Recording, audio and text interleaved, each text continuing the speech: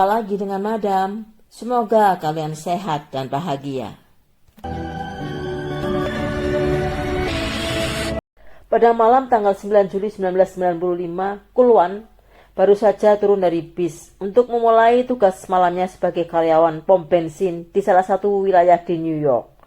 Begitu dia sampai di lokasi, tiba-tiba sebuah mobil berhenti, seseorang keluar lalu membekapnya dan menariknya masuk ke mobil. Sejak itu dia hilang, tidak ada kabar beritanya lagi. Pada bulan Oktober, Manmohan, adiknya, terbang dari Punjabi, India ke New York untuk mencari kakaknya, Kulwan, yang sudah 5 bulan tidak berkabar. Begitu sampai New York, dia mencari alamat teman kakaknya yang dulu mengajaknya bekerja di sebuah pom bensin bernama Satinderjit Singh. Sampailah dia di tempat tinggal Satinderjit.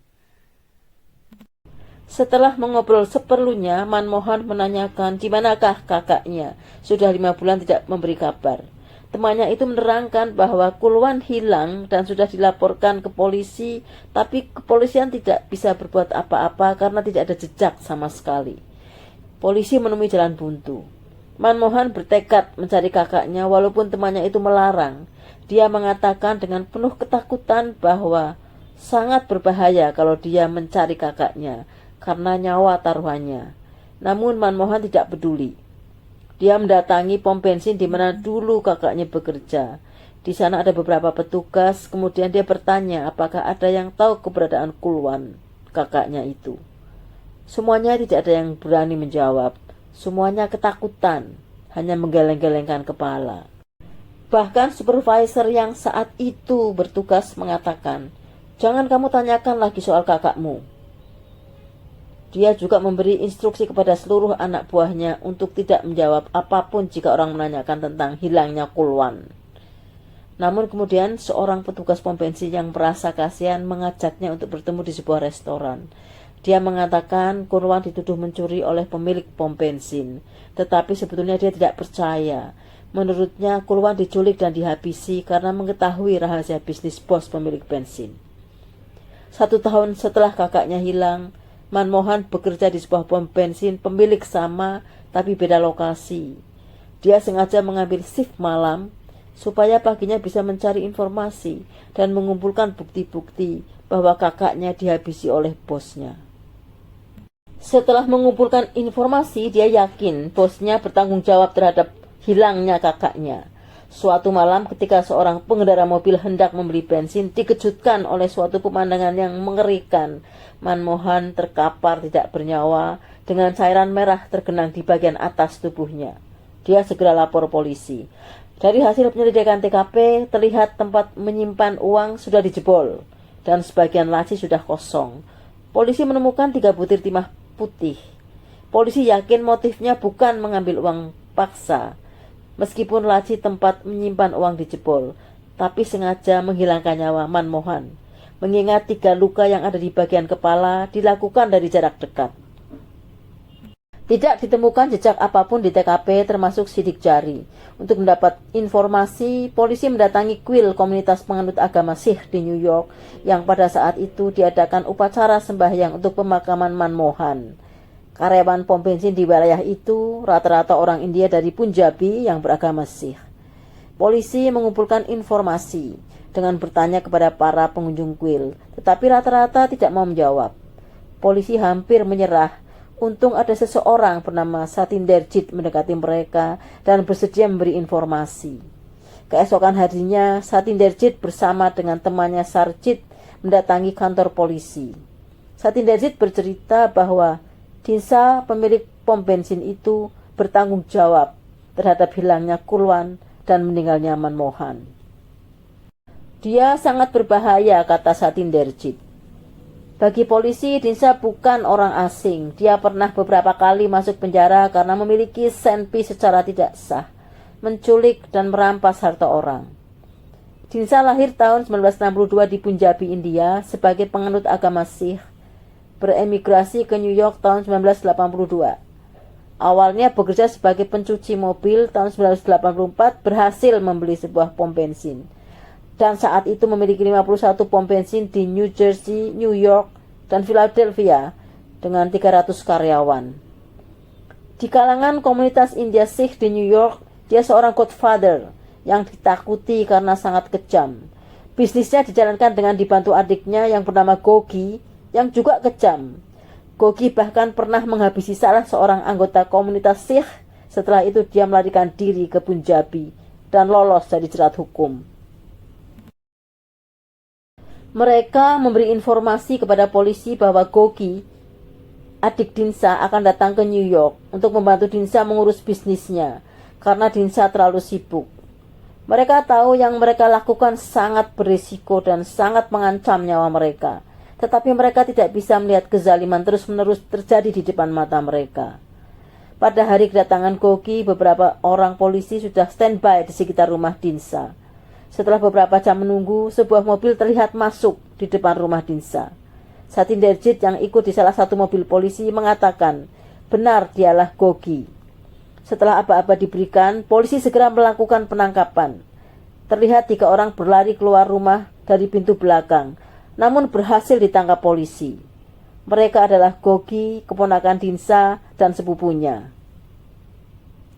Bersamaan mereka ditangkap, Dinsa datang dengan mobilnya. Berani-beraninya kalian masuk ke halaman rumah saya tanpa izin. Kalian tidak punya hak, kata Dinsa. Ternyata yang ditodongkan senpi ilegal.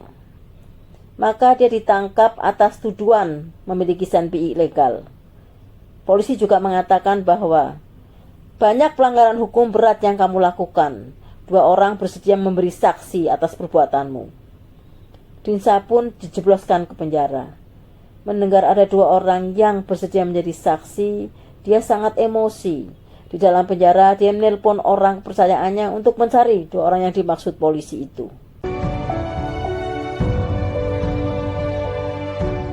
Beberapa hari kemudian, Dinsa dibebaskan, tapi adiknya masih ditahan. Melalui seorang informan, Dinsa tahu siapa 2 orang yang berani bersaksi atas perbuatan dia dan adiknya. Suatu hari, tiba-tiba kepolisian New York dikejutkan oleh berita Satinderjit dihabisi di dalam mobilnya, di depan rumahnya ketika dia akan pergi.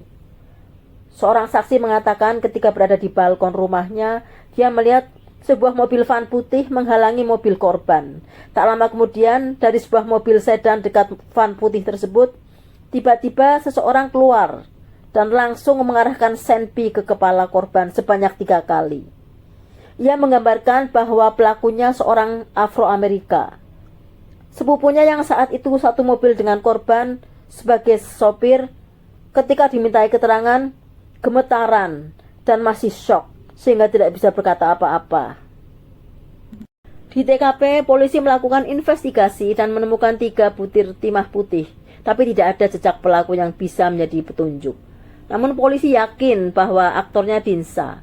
Mengetahui 1 orang saksi menjadi korban, kepolisian New York meminta bantuan FBI. Detektif Kevin Donovan dari FBI ditugaskan memimpin investigasi tersebut. FBI mulai penyelidikannya dengan mengubah strategi. Pertama, melindungi orang-orang yang berani bersaksi melawan Dinsa, agar tidak terjadi hal yang sama seperti Satinderjit. Sarji dan keluarganya yang ketakutan langsung meminta perlindungan kepada detektif, dan mereka langsung dibawa keluar dari New York, tinggal di hotel sampai Dinsa ditangkap. Kemudian detektif fokus menemukan saksi-saksi penting lainnya. Detektif yakin Dinsa bertanggung jawab atas meninggalnya Kulwan Manmohan dan Satinderjit. Sayangnya ketika mencari informasi ke karyawan pom bensin, tidak ada satupun yang berani bersaksi. Untungnya salah seorang teman dekat Sarjit mau bersaksi, dengan resiko kehilangan nyawa. Akibatnya dia diteror selama 3 hari. Dia pun meminta perlindungan ke FBI. Tak lama kemudian FBI menelpon meminta dia datang. Dia pun keluar, pamit meninggalkan keluarganya yang ketakutan. Begitu mobil berjalan, tiba-tiba dia merasa ada sebuah mobil membuntutinya. Begitu mobil itu mendekat, taulah dia pengendaranya adalah Dinsa. Karena tidak mau nyawanya melayang, dia membelokkan mobilnya dan kembali ke rumah. Begitu sampai rumah, dia langsung meminta bantuan FBI agar segera menjemput dia dan keluarganya. FBI pun segera mengamankan mereka. Detektif menanyakan kembali 2 orang saksi di TKP di mana Satinderjit dihabisi.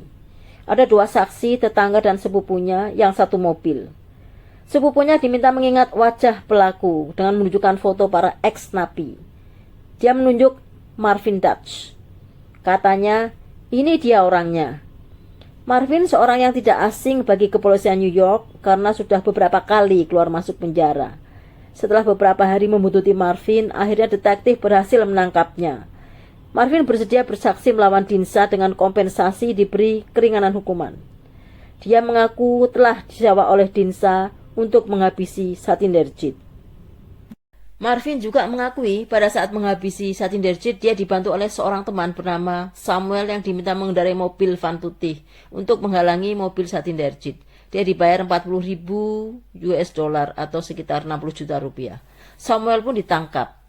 Akhirnya detektif mendapat dua saksi penting, Marvin dan Samuel. Maka Dinsa pun ditangkap ketika sedang meninjau salah satu pom bensinnya. Namun detektif masih mendapat kesulitan karena kesaksian Marvin tidak bisa sendiri. Harus ada satu tambahan saksi, mengingat dia telah melakukan pelanggaran sangat berat, menghilangkan nyawa. Sayang sekali Samuel diam, tidak bersedia bicara. Detektif harus menggunakan strategi lain. Kali ini jangan sampai Dinsa lepas, kata mereka. Detektif merekam semua pembicaraan telepon Dinsa di dalam penjara. Dinsa menelpon seseorang di Punjabi dengan bahasa Punjabi. Detektif langsung mencari penerjemah. Namun penerjemahnya juga mengalami kesulitan karena Dinsa menggunakan kata-kata rahasia. Detektif lain memeriksa mobil Dinsa. Ternyata ditemukan kartu nama Marvin. Kemudian ditemukan data nama-nama orang-orang yang nampaknya menjadi target Dinsa. Di antaranya ada nama Sarjit. Detektif membawa nama-nama itu ke Marvin. Marvin akhirnya mengakui bahwa ke-9 nama itu akan dihabisi, termasuk 2 orang polisi.